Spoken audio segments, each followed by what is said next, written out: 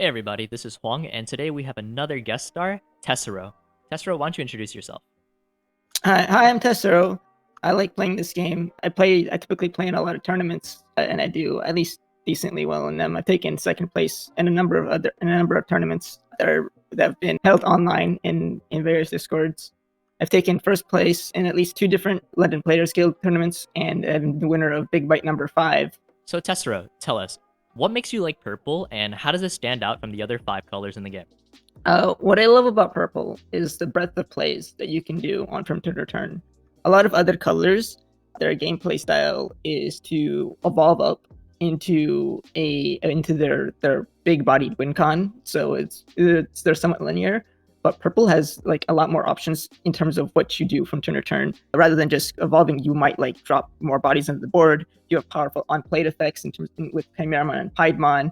You have cool option cards, of course, but you also have cards like Yelzamon that warp, and which make for some really interesting things you can do from turn to turn.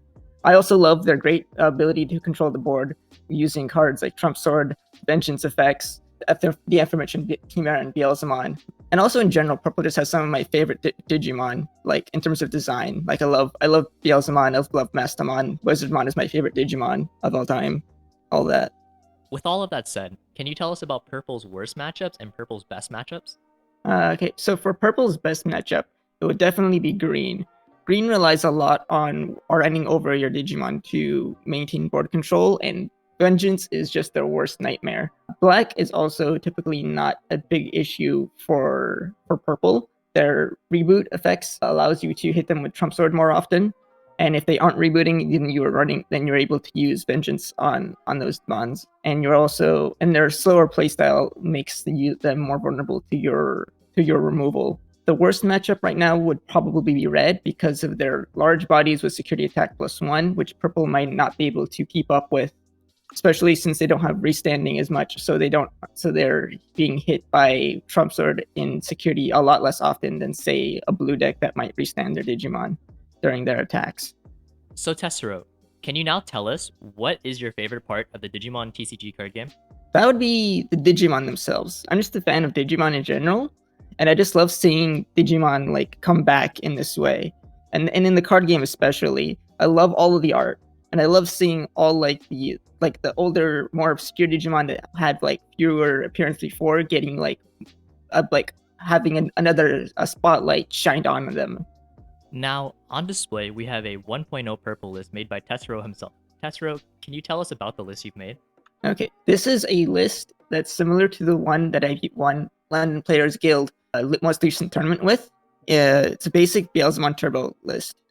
I did have a couple of adjustments using cards that were in 1.0 that aren't in Booster Set 2. Dividramon is just there to try out. It's kind of a flexible slot. You can use any other champion in there, like Wizardmon or Garurumon. They should all work pretty well in that slot. And the Lilithmon is there just to give it like a little bit more extra spice. You can evolve into it from Iotasmon or Miramon and use her to recur some of your powerful options and gain a bunch of value off of them prior to potentially evolving her into Millenniumon. That sounds really good and all, but how do you think this deck will do in the 1.0 meta, and how will it adapt in the 1.5 introduction meta? In the 1.0 meta, I believe this deck will do fantastically well. If this deck did well in BT2 meta, then it'll do just as well, if not better, in 1.0 meta, where other colors might not have as many tools as they did back in BT2 meta, and this deck having just as many and more tools than it did back in that meta.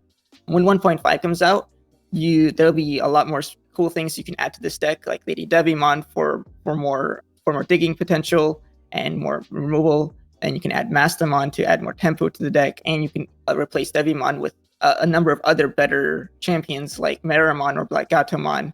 And you can also be able to include Gazimon to counter pesky blue decks and their Hammer Sparks. Coming up next, we have gameplay by Tesero, which will be commentated by him so he can explain his thought process and why he did such moves. Here we have gameplay provided by Tesero himself in his last Big Bite 7 tournament run. Let's begin. Okay, so immediately you can see that I'm starting off in kind of a back foot, completely bricked with no rookies. So I'd have to start my turns out by playing down the Black Gautamon, hoping to evolve it into my Skull Meramon and try to get some card draw off. Now, a lot of people complain about bricking their hands and starting off without any level 3 in their hands. How do you feel about this, and what do you usually do to mitigate that? It's usually pretty terrible, but I've recovered from that position quite a few times.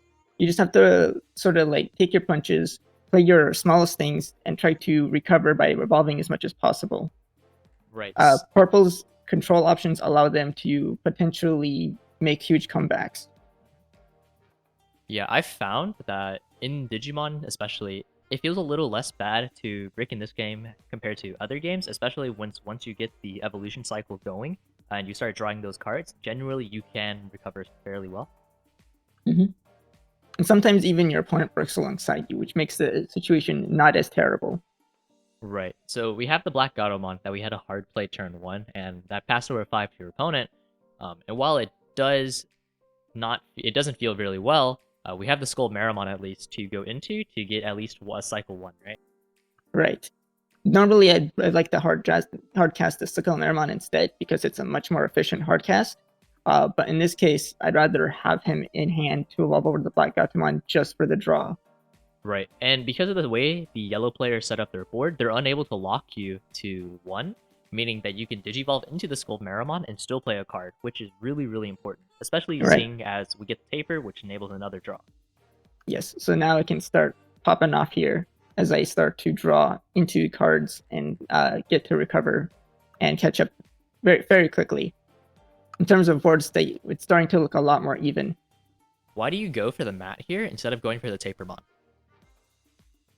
Because I think I really value the memory gain here. I really want to be able to do as many plays as possible during my own turn because of how much yellow can just completely wipe my board.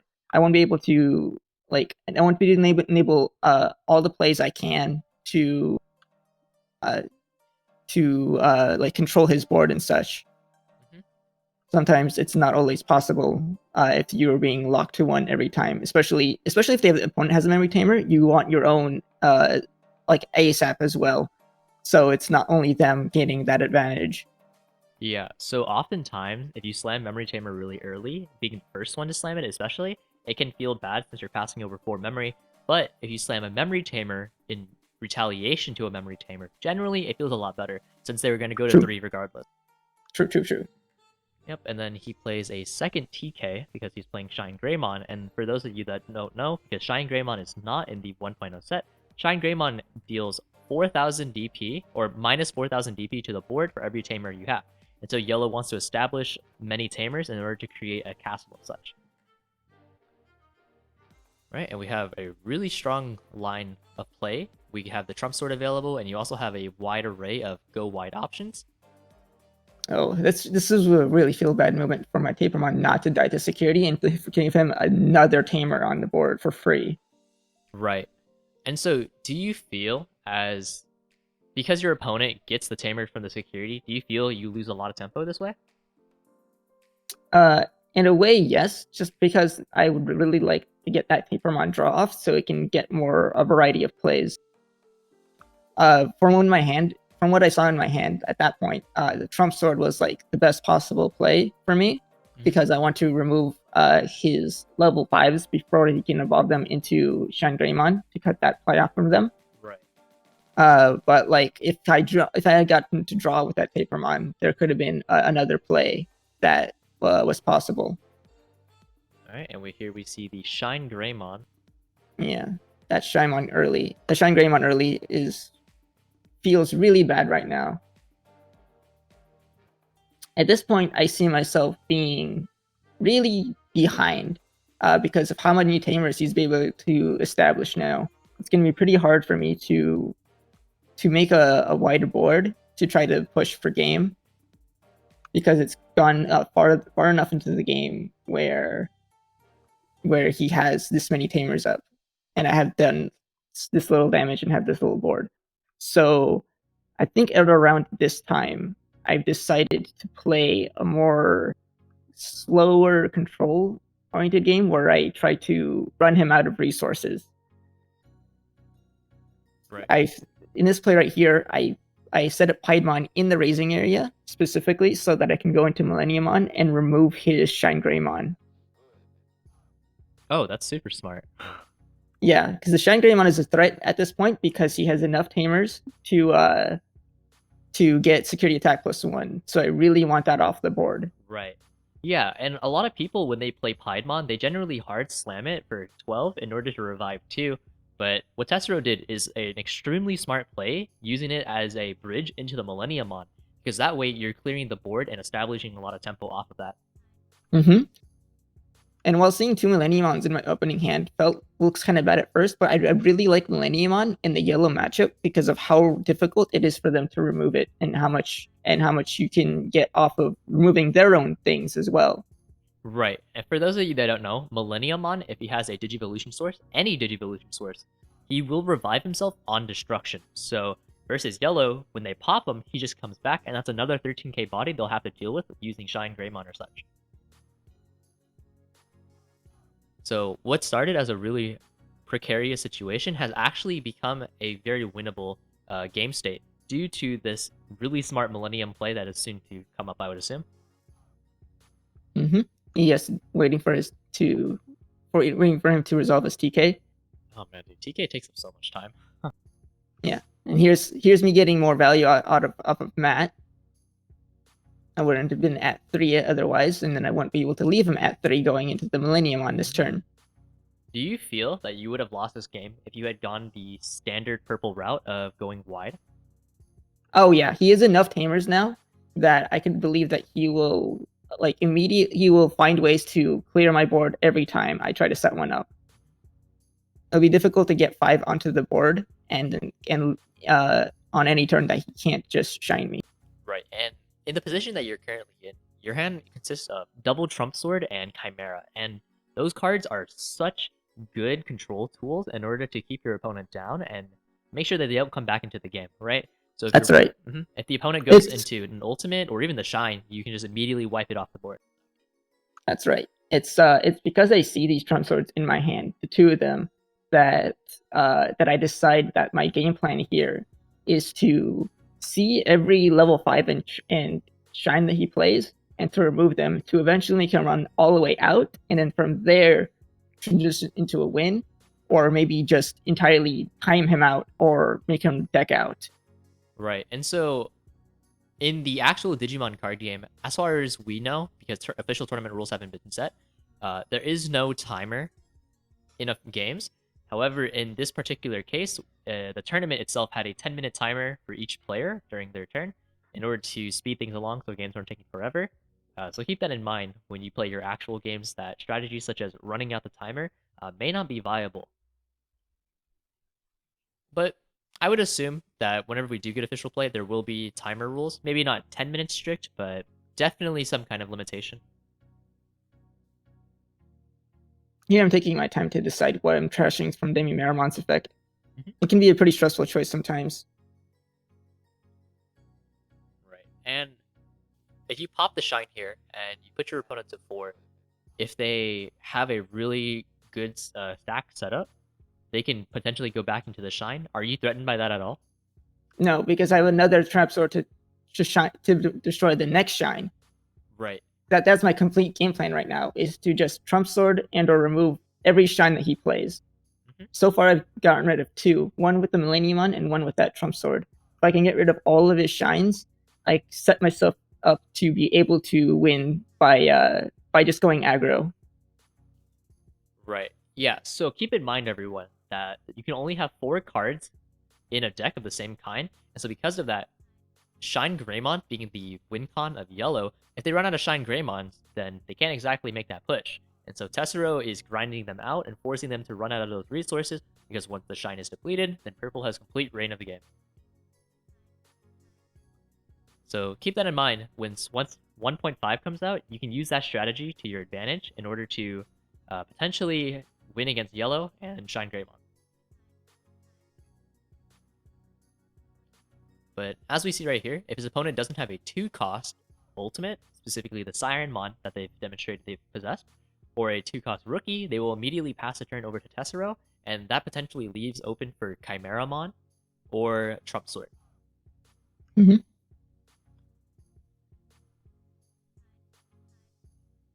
All right, and we see that the opponent plays a blocker instead of evolving here. That's right. And that's pretty great for me because I have all these Beelzemons in my hand to try to remove his board with. Right, and then And I really love seeing this Intmon here because I think I checked my deck and found that I have no Intmons. I'd really love to like Grizzly Wing an Intmon here to go into Beelzemon for only 6. But as you see, I check right here. I didn't find one. So top decking that Intmon actually enables the BL's play right here. right, and then for those of you that do not know, how Beelzemon works is if you have 10 cards in your trash area, you can Digivolve Beelzemon directly on top of Impmon, and then Beelzemon states, when you Digivolve into him, you can destroy a level 4 or lower, meaning that blocker is about to get decimated, which is a lot of tempo to gain. Mm-hmm. And between the two, I deliberated on this, but between the two, I definitely wanted to destroy the blocker. Not just because it represents an extra security for him, but because I see that Labramon under that Geogreymon, and I actually want him to utilize it because it digs him deeper into his deck and will deck him out sooner than myself, especially since I'm going for the long game here. Right, and then we see the Rise Greymon coming out, which insinuates that he's looking for a Shine play in order to possibly clear the board.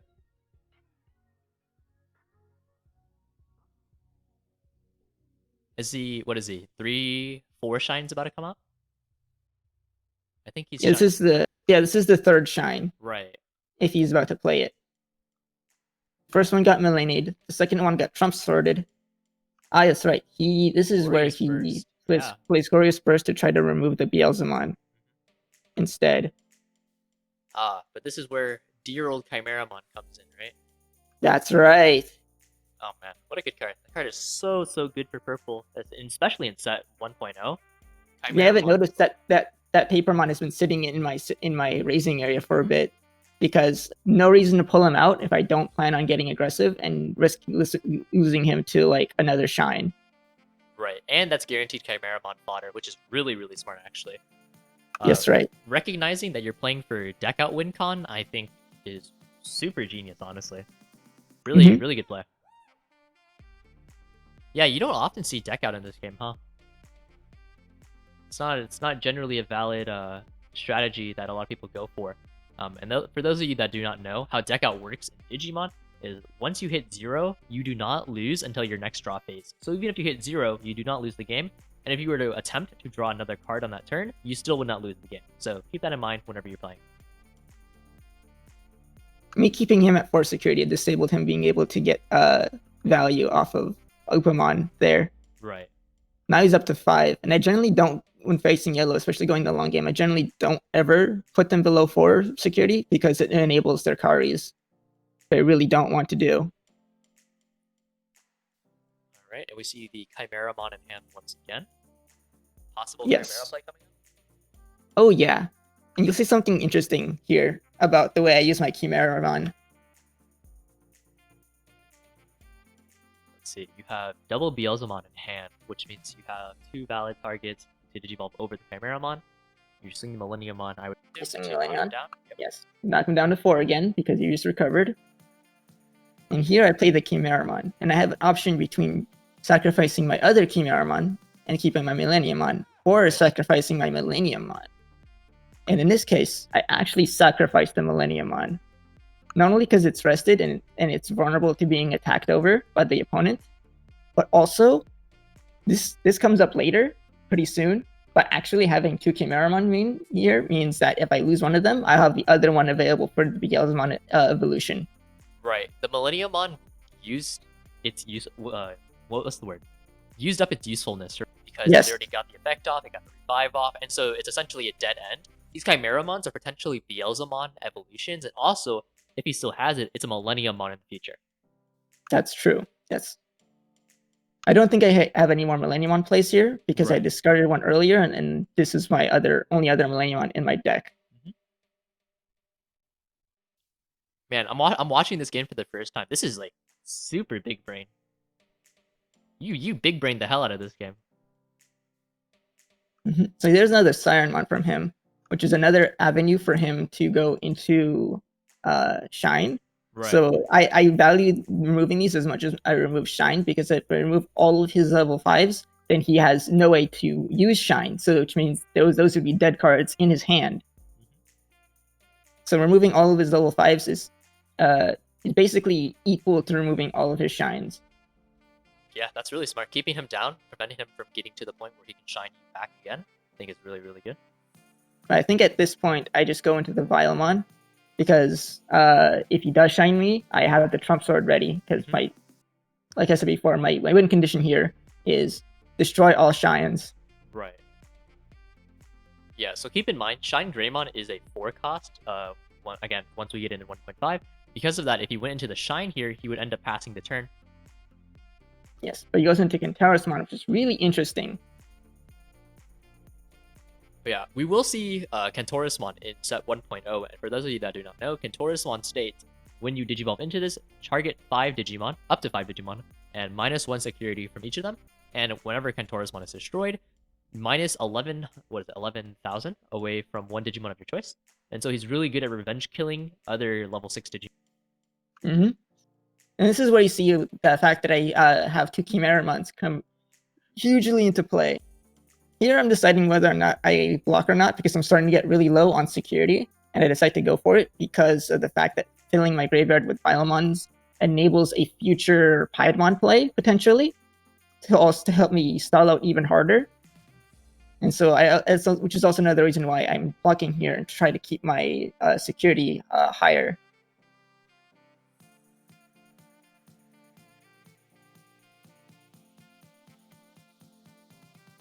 Alright, there's the Patamon. There's a Patamon. I think he forgets to use a Patamon effect here, and I don't call him out on it. Yeah. Yeah, that would have been 1 card closer to Deca, right? Yeah. Draw to the Devimon. Yes, which is what I want to see, even though I already have one, though. So this is where me sacrificing the Millenniumon comes into play, because I plan on destroying the Chimeramon. And now because I have 2 I plan on destroying the Kentarasmon. And since I have 2 Chimeramons, he basically can't destroy and disable me from going into Beelzemon here. Right. Yeah, and so, oh man, that's super efficient. That's really efficient, yeah. Yeah. So this is where, me deciding to sacrifice my Millenniumon several turns ago has paid off, because now, since I have both Chimeramons, losing one meant I was still able to go into Beelzemon with the other. How many cards does he have left in his deck? I think it said like 4 or something, right? He's getting pretty low here. Yeah, it was like around there. Alright, so that was a Glorious Burst for 2. Oh my, that's cheap. Yeah. Yeah, Glorious Burst in, I think it's in 1.5. I don't think it's in 1.0, correct? Yeah, it's in 1.5. It's gonna come with the rest of the it's gonna come with the rest of the Shine package. It is a 9 cost option that reduces its cost by 1 for every single tamer you have for minus 12k. So it's really good at blowing up large bodies, but it's expensive unless you have tamer setup, which he does. He has his castle setup and whatnot. And there's another Bubs. Yeah, this is my favorite play. Using Grizzly Wing to bring back Imon to go immediately into Bubs. He just 6 memory for a big dude, as well as removal. He really just can't play the game, huh? Yeah. So at this point, he goes really aggressive, since he sees me at low security. Right. So he's going deep into losing out on the shine, and just instead going ham on my face.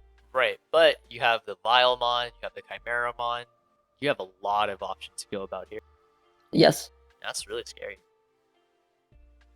So this is where it's starting to get really down to the wire, and the opponent is feeling really pressured to end the game. Yeah, at some point you might as well just stop going for the shine game plan, right? Because obviously you've demonstrated the fact that you have an infinite amount of removal in your hand, right? You still have chimeras, you still have Trump Sword, so at this point you might as well just attempt to go wide, right? That's right. Yeah, recognizing when to switch the different types of modes within your game is really, really important, so keep that in mind while you're playing Digimon. Oh, as you can see, I switched modes as well. Oh man. If he's not going to go for shine, now I am free to open to try to push for game as myself. Right. Yes, yeah, that's good. That's good.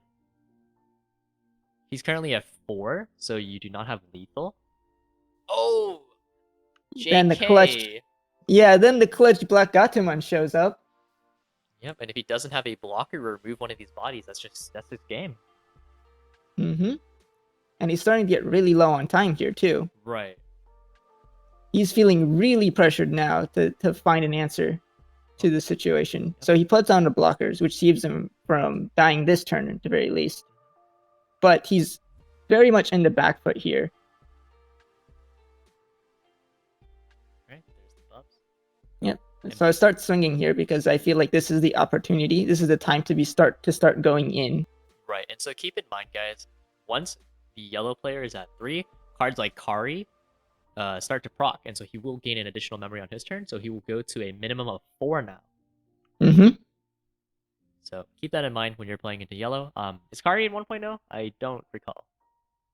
I don't remember. I deliberated between playing another blocker here or the Chimeramon, but I felt like I wanted to keep him low on stuff on board. You know, Right. remove the blocker, which means removing another security from him, and keeping on the pressure because I'm going in for the kill here. He has 3 security. I have 5 attackers. He Right. needs to find an answer, Now, which I don't believe he has because I've been, you know, I've been squeezing him dry of all of his resources. how do you feel about going for the Chimeramon instead of the like Chimeramon and then targeting Bubs instead of one of your other Digimon? That's because he already attacked, and I don't know. I was kind of worried about. I think it was a hasty decision, but it was more so because he was rested and was vulnerable to being attacked over if he decided to like go somewhere. I'm not sure. He didn't have a Well, Digimon on board, so he couldn't respond. I don't have a Millenniumon, so it couldn't evolve either. Huh? So here I just go in and I just have lethal at this point because one blocker wasn't enough. Right. Yep. And I just went here with him having only 6 seconds left on his clock. Oh man, yeah, that was a super good game. That was really well played. All right. And you can see there he has 4 cards left in his graveyard too. I'm not 4 cards left in his deck. Right. Yeah. So it's pretty close to the other win condition of just decking him out. With everything said and done, let's do some closing thoughts. Tesero, do you have any? Yeah, I just like to thank you for having me on here and showing off my game. I wouldn't say like that I'm the best player around, but I'm always going to tournaments so that I can keep playing, keep getting better, and move and keep learning and try to become the best player that I can be. Yeah, and with all of that said, we thank you guys a lot for watching our content, and we hope to see you guys watching our next piece of content. Thank you very much.